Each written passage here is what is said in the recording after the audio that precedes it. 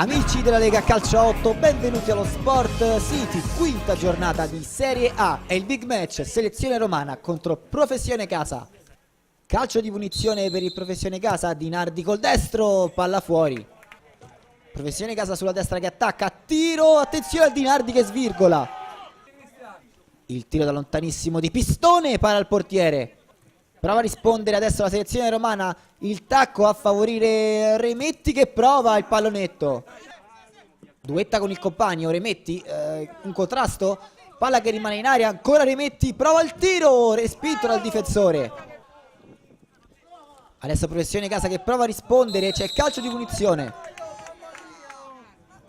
Di Nardi sul punto di battuta, sempre col destro, tiro, gran parata del portiere che svirgola solamente. Di Nardi 1-0 sul calcio di punizione, Professione Casa in vantaggio. Attenzione, il tiro da lontanissimo di Maschetti. Selezione Romana in avanti, palla dentro l'area, contrasto, poi da lontanissimo ci prova col sinistro e fa gol. Gaetani, ma è tutto fermo, l'arbitro annulla.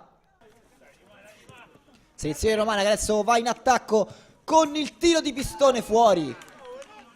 Palla in avanti per la Selezione Romana, c'è un contrasto ed è calcio di punizione. Campanella sul punto di battuta, prova ad andare col destro di potenza, fa 1-1 Campanella all'ultima occasione utile. La Selezione Romana riesce a pareggiare contro il Professione Casa. Due calci di punizione, due gol, 1-1 in questo big match.